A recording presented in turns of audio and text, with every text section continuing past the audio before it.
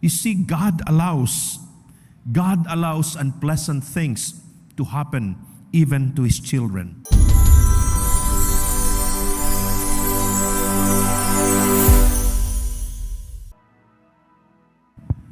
It's truly a wonderful scenario when we all gather in the presence of God and declare who He is, right? Just as we have done, that our God is able, and He truly is, and He never fails. We'll continue with our series entitled Divine Assurance in a Troubled World, and for the sermon this evening, it is entitled God's Constant Watch in a Hostile Journey. God's constant watch in hostile journey. While you and I live on this planet, we are subjected to natural laws. We are subjected to things that might harm us. We are subjected to scenarios and situations that would be unpleasant for us. Regardless of the kind of faith that you have, regardless of the degree of faith that you have.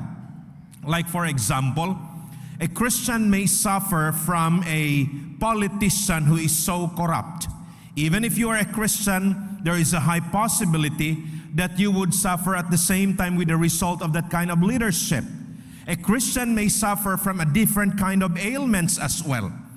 Once you become a believer, you are never excused and exempted from experiencing physical ailments. We still get colds, we experience cough.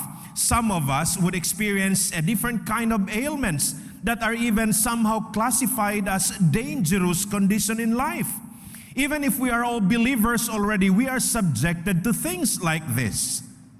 And that is why we have to accept this reality, but how we respond to them is entirely different from how an unbeliever would. You know why? Because there is the presence of God in our lives. In the psalm that we'll be looking at this evening, Psalm 121, when you read this text, seemingly you would think that maybe the author never experienced a difficult time in life. Maybe you would think, as we would read Psalm 121, maybe this guy who penned this song down never experienced what it means to be in a devastating scenario. Maybe some of us, if not all, would think that this guy never knew what it means to be in a difficult time. Maybe that's going to be our thoughts. Why? Listen to what he said in Psalm 21, 1-8. He said, I will lift my eyes to the mountains. From where shall my help, or from where shall my help come? My help comes from the Lord who made heaven and earth. He will not allow your foot to slip. He who keeps you will not slumber. Behold, he who keeps Israel will neither slumber nor sleep. The Lord is your keeper. The Lord is your shade on your right hand. The sun will not smite you by day, nor the moon by night. The Lord will protect you from evil. He will keep your soul. The Lord will guard your going out, and your coming in, from this time forth and forever. So with what the psalmist said here, he described about who God is and how God protects His children, how He guards us even in those moments that the enemy would come and attack us already. God remains to be our guard. So seemingly, if you think about the experience of this psalm, maybe he did not experience what it means to be attacked by the enemy, what it means to be devastated because of a kind of weapon that the enemy hurled at us. Maybe he didn't experience what it means to be in a troublesome situation. Was it the truth? Was it really the experience of the psalmist? Not really. Why? Because Psalm 121 had a very dark background. And you would be surprised to think how this guy wrote this kind of songs or of song when he experienced these dark moments in life. We would understand more of this as we delve into the word of the Lord this evening. Now, this was the situation of the psalmist. He had a bad experience. He went through an invasion of a foreign land in their place. He went through an exile that took them 7 decades. He went through a moment of missing the place where he came from, his birthplace, the place where he grew up. He went through losing loved ones because of the war. He went through losing individuals who died there at the exile, who desired to go back home, and yet they were not able to make it. These were the experiences of the psalmist. When did this happen? In year 500, around 586 or that moment, 586 BC, the Babylonians went to Judah. They carried their flag with the vast army to invade the southern kingdom of Israel. They defeated the armies of God, and they took some of them, many of them, as prisoners, and they brought them back to Babylon. Those were the days of Daniel and his companions. While they were there, they spent 70 years under the foreign powers. I cannot imagine living in a foreign land, missing those loved ones that you left, while mourning at the same time because many of your beloved friends, relatives, even immediate family members passed away during the war. And you are there now adjusting in a foreign land. And God brought you there, allowed that scenario to happen. And He wanted you to stay in that foreign land without going back home even for a visit. They must have missed their place. They must have missed those loved ones that they lost. They must have missed those moments that they spent together with their family, but they were separate from each other, not only for weeks, for 7 decades. For 70 years. And this was the experience of the psalmist. And yet, when you look at what he wrote down here, he said, I look up to the mountains. Where does my help come from? My help comes from the Lord who made the heaven and the earth. How could he say that his help came from the Lord who made the heaven and the earth when in fact he went through all of these things? During this time when he penned this down, they already received a declaration of freedom. When the Babylonians were defeated by the Persians, King Cyrus said, the Israelites are not our prisoners. Let them go back home. So there were 3 major returns from Babylon to Judah. The first return was led by Zerubbabel. He rebuilt the people of God. And then the second return was led by Ezra. He rebuilt the worship system in Israel. The third return was under Nehemiah. He rebuilt the walls of Jerusalem. These 3 returns, most probably, and the scholars are united on this matter, they said that most probably this letter or this poem, this song, was written and sung either during the return of Zerubbabel, under Zerubbabel, or the return under Ezra. So the declaration of freedom was so new to them. And as they were marching back toward Israel, the excitement was there.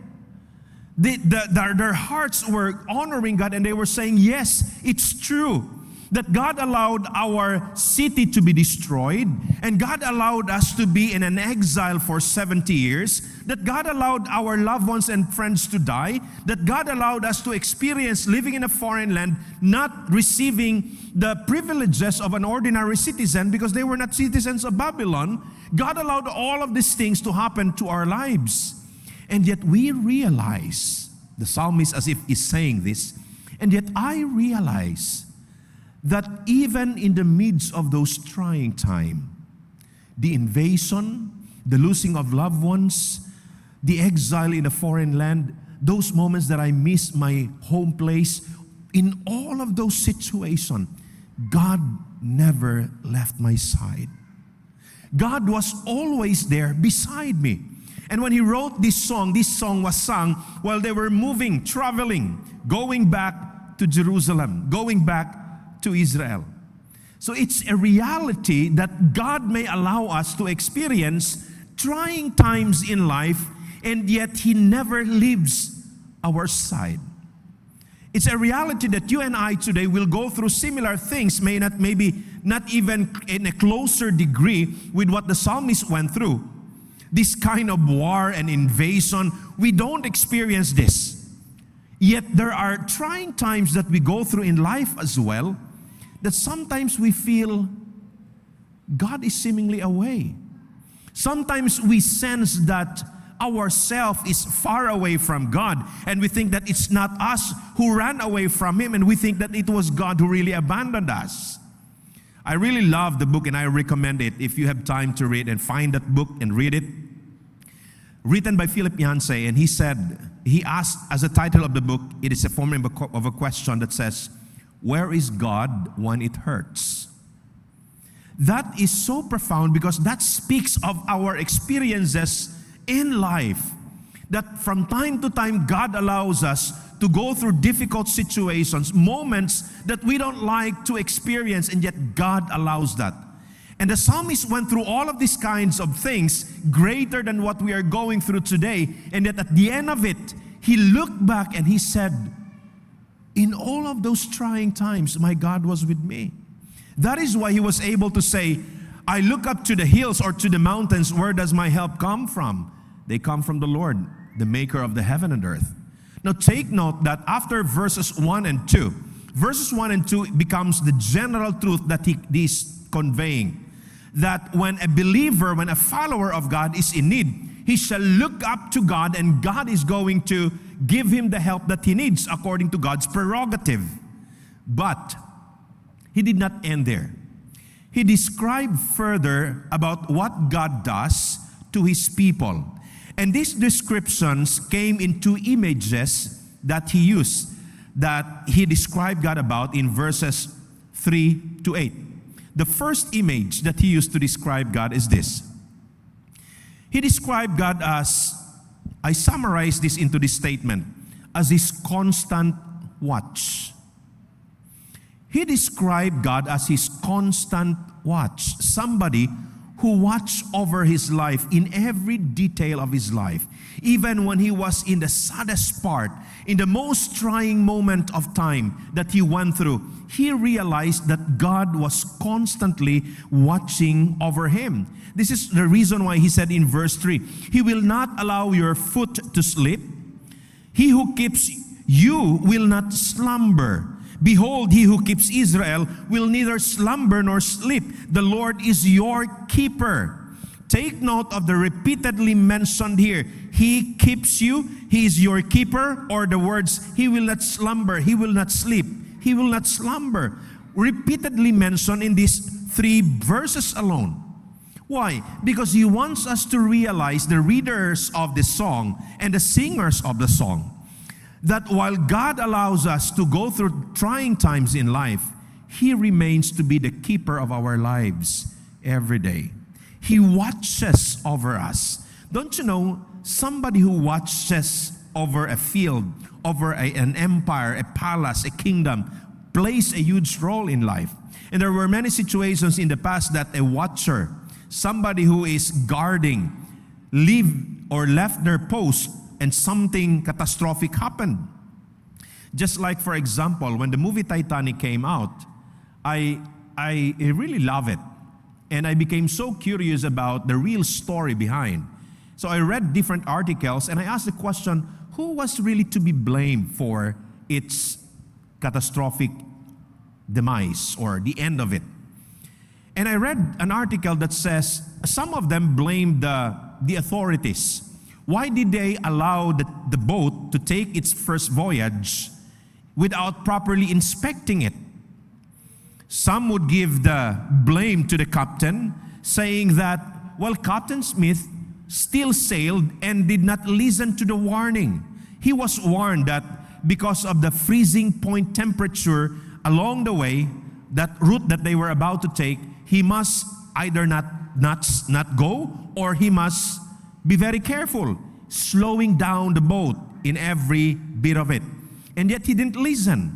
So they crossed the ocean with a certain speed, and it bumped an iceberg.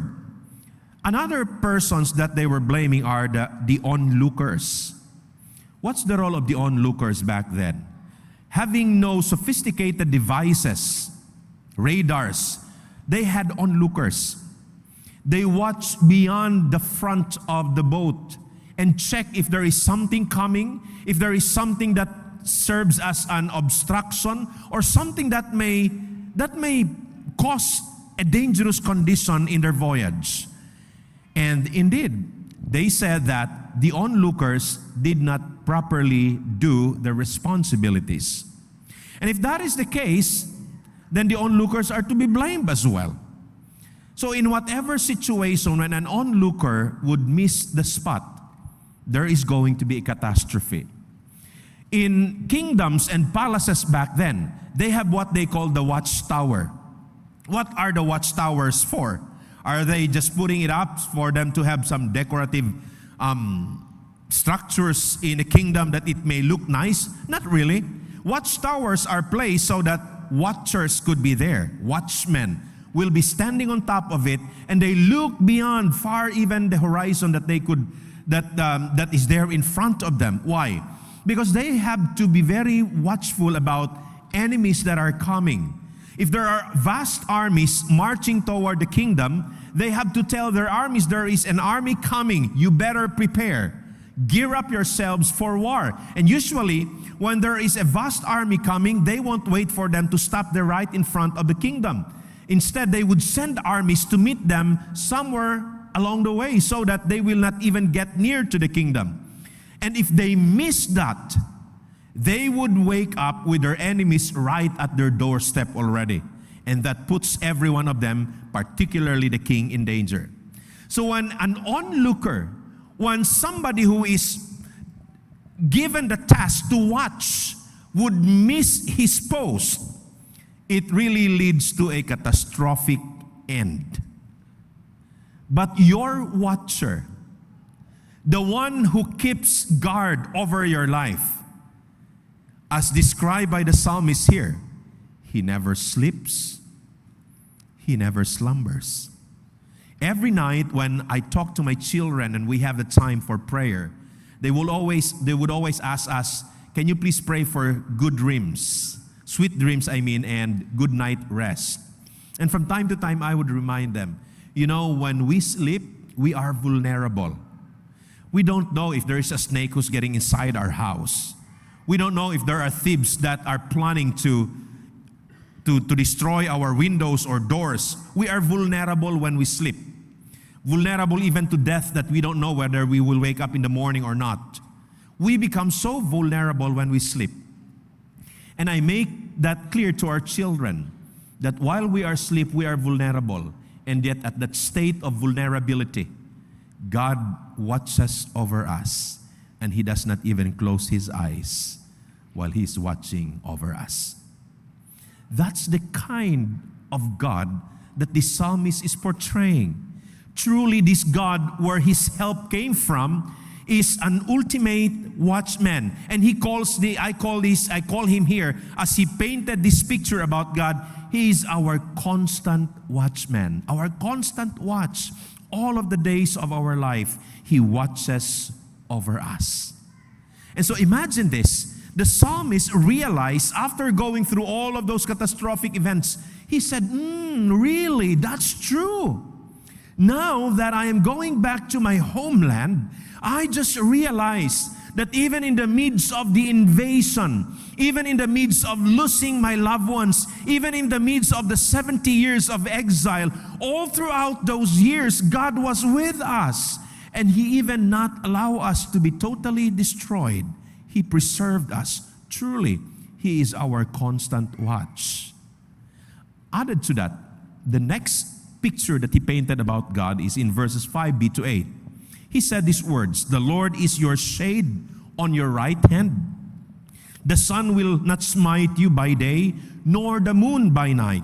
The Lord will protect you from all evil. He will keep your soul. The Lord will guard you your going out and your coming in from this time forth and forever." He did not only describe God, depicting Him an image of a constant watchman. But I think, if I may summarize what he said in verses 5b to 8, I would use the terms, He is the comprehensive protection of the psalmist. Why did I say comprehensive protection? Well, I got that idea from an insurance. when you renew your car's registration every year, you are required to buy an insurance, right? And it differs. It depends. If you want the cheapest one, you only get maybe a third-party liability that when you hit someone, at least the insurance would help you with the damages that you incurred. But there are more expensive ones, and the most expensive one is a comprehensive insurance. And that kind of insurance would include, most of them, even the acts of God, or the AOG, as they say it. The acts of God. Like, for example, your car is parked outside, or your motorcycle is parked outside, and then there was a storm, and there was a lightning that struck a huge branch of a tree, and that huge branch of a tree fell on your car. If you have a comprehensive insurance, that would be included. The insurance would take care of the repair of your car. Or if you met an accident and your car is still new, maybe around a week old or two, and it is declared total wrecked, the insurance would give you the amount for you to be able to buy a brand new unit. That's what it does. It's comprehensive. In any reason that could happen to your car, for any reason, the insurance is going to take care of it. Well, when the psalmist talked about the kind of protection that he received from God, it was more than that idea of comprehensive protection through an insurance. Why did I say that? Let's look at the micro images of their journey from Babylon to Judah. They traveled from Babylon to Judah, and it was a distant place. They walked only. Maybe some of them rode a camel, some horses, but most of them just walked in the desert. For weeks, not only for weeks, but for months coming from Babylon. So they walked. And as they were walking, they were declaring about the good things that God did to them. And one of the greatest enemies that you would have when you are walking in the desert, during the day, the scorching heat of the sun. It's so hot to walk in a desert, except for those unpredictable moments. And if it's towards winter. Because if it's towards winter, even if the sun is there shining brightly, the wind remains too cold. Okay? As we have experienced back then when we traveled from Israel to Egypt, we stopped somewhere in the middle of the road because there was a convenience store, and I was wearing my jacket inside the bus, and I said, well, when I go out from the bus, and I think I have to remove my jacket. So when the bus stopped in front of the convenience store, I removed my jacket, and then I began to walk out of the bus. When I stepped out of it, it was too cold. The wind was so cold. The sun was hot, and yet the wind was too cold. It makes you so dark, your skin. And I found out that the driver was using a heater while we were inside the bus because it was truly very cold outside. But when you walk during a summertime, the scorching heat of the sun is going to destroy you. It's going to dehydrate you. It's going to kill you. And when that season comes, when the day is over and the sun has set already, the moon will rise as also. And then the cold wind will begin to blow. So the temperature comes in two extremes. It's so hot during the day, it's so cold during the night. If you will not be killed by the scorching heat of the sun, you will be killed by the freezing wind in the evening. And that's what they went through. They walked in the desert. When they reached the mountainous area, they were endangering themselves not only from bandits, from scorpions, rattlesnakes, and many venomous animals in the desert. That's what they went through. And yet, this God who protected them during the day, the same God who protected them during the night, the same God who protected them from thieves, the same God who protected them from poisonous insects and animals, it's the same God who gave them the freedom from the hands of the Babylonians. Imagine that. All of these protections they needed came from the Lord. All of these protections that they experienced came from God. Unlike the gods of the ancient civilizations. Like, for example, if you look at the ancient civilization of Egypt before they were Islamized, they believe in polytheistic concept of religion. When I say polytheistic, there's a lot, many, theistic, it's a concept of God or a belief in God. So when we say polytheistic, they believe in many gods. That's the belief of the ancient Egyptian civilization. They believe in many gods. One of those that they believe is Osiris. Have you heard of this name? Osiris is the one that they call when something is wrong with Nile River. So when there is unusual that happens on Nile River where they rely so much for their livelihood and agriculture because it's a huge river in Egypt that doesn't dry. So when something is wrong with Nile River, they go to Osiris and they pray to him. When something is wrong that happens to a person and the person dies, they go to Isis, perceived to be the wife of Osiris. When something is wrong with the sky, they go to Horus. They pray to Horus, the god of the sky. When there is something wrong with how the sun is shining, they would go to Ra, because Ra is the sun god of Egypt. So imagine this, the kind of worship they had, it was given to many different deities. Why? Because they have a god for the sun, the god for the sky, the god for the river, the god for the dead, the god for a pregnant woman, the god. They have many gods in Egypt. And that's polytheistic. There is one God for a certain problem. You need a certain God for a certain protection. But for the God of Israel, it's so different. Why? You need a protection from a snake. You need the God of Israel, God they call Yahweh.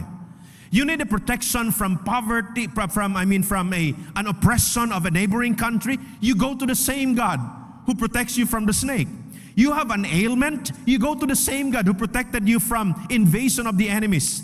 You have a problem with your relationship with another person, you go to the same God. So the God of Israel is the comprehensive protection for the Israelites in all situations of life. He is different even from the God of Hinduism. Because you go to Hinduisms, they have supreme gods. And then they have a lot of avatars. So there are avatars that comes from this God. And depending on the kind of problem that you are going through, you choose the kind of God that you would worship. It's similar to the animistic belief system of the early Filipinos in this land. When we look at animism, there is a espiritu sa bato, espiritu sa kahoy, na espiritu sa mga insekto, na espiritu sa mga daghang espiritu. And then if you wanted to appease with them, you have to offer one here, offer one there. But the God of Israel is so unique. That's why I call him, as the psalmist described him, he is the comprehensive protector. But take note, where were they when they're mentioned about this image of God? They were traveling in a very hostile journey within the desert place. When they describe him as their constant watch or constant watchman, what were they going through? What was the backdrop of the story? Their exile, the invasion of a foreign land. So this is the thing that I want us to understand from this song. While we are on this world, you and I are subjected to the hostility of this planet. Sickness, poverty, oppression, physical pain, emotional distress, mental problems. We have all of these things, and we are subjected to all of these things. But while we are going through one of them, or a lot of them at the same time, let's not forget that while we are there battling such a kind of problem, our God remains to be by our side. When you have a problem about a sickness and you are confined in the hospital, God is there. When you are going through a broken relationship and your loved one deserted you, God is there. When you lost a loved one and you are struggling of loneliness, sadness, God remains to be there. Because He remains to be our constant watchman and our comprehensive protection in life. Listen very carefully to these words that I wrote. Reality is that God allows. He allows infirmities to take hold of our body that we may realize that He is our strength. He allows a mother to depart from her child that we would realize, or that children would realize, that God is the source of a tender, loving care. He allows our bank account to deplete that we may realize He is our only portion. He allows our hearts to be broken that we may know His love is all that we need. He allows relationships to fall apart that we will see Him catch us when we fall. He allows us to lose a breadwinner that we may realize He is the source of provision. He allows death to take someone away that we may hope in Him for resurrection. He allows a devastating broken promise so that we will appreciate His unfailing love. He allows us to go through scarcity that we may appreciate His favor of abundance. He allows His children to fall that we may see that He's always been there raising us up. He allows a storm in life that He may let us know that He is our strong shelter. He allows the scorching heat of the sun to come that He may lead us to Himself, our true oasis. You see, God allows unpleasant things to happen even to His children, that we may be drawn to Him, that our eyes will be focused on Him and our minds will be for Him alone. Because even if He allows situations that we don't like, He promised us, when you are in that lowest point of life, I would always be your constant watch and your comprehensive protection. I don't know what you are going through right now in life, but I believe many of us are in that similar condition. And God is reminding us, you are never alone. I am here, and my protection remains for you. My eyes are fixed on you, and I am watching over you. May this reflection and the image that was painted by the psalmist become a source of strength for all of us to realize that even in the toughest point of life, the Lord never leaves our side. And when the psalmist would ask, I lift my eyes to the mountains, where does my help come from? Our help comes from the Lord, the maker of heaven and earth. We may not have mountains to look up to around us, but when the burdens turn so great and too heavy for us to carry, we can look up to the heavens. We can look up to the sky, and we ask a similar question. I look up my eyes to the skies. Where does my help come from, Lord? And the Lord would say, it comes from me, my son. It comes from me, my daughter. I have never left your side. So we bow down our heads for prayer. Lord, sometimes we question, why me? Why my family? Why my father? Why my mom? Why my son? Why my daughter? Why my friend? Why my girlfriend? Why my fiancé? Why my husband? Why my wife? Reality is that even if we are your children, we are subjected to the hostility of this world. And there are moments that you allow these things to happen even in our lives. And it's too heavy for us sometimes that we cannot bear it. The world would tell us a lie, telling us that God doesn't give a burden that you cannot carry. That's not true. Because there are a lot of burdens that we encounter in life, dear Lord, that we cannot bear. And because we cannot bear them, we go to you. We say to you, Lord, I cannot hold it anymore. My strength is failing. My mind is so devastated. My heart is so down. I can't handle it anymore. But in those moments that we recognize our incapacity, that's the moment as well that we see the strength of God coming to us. He allows. And yet in the midst of these realities, He allows His presence as well to be felt and to be experienced.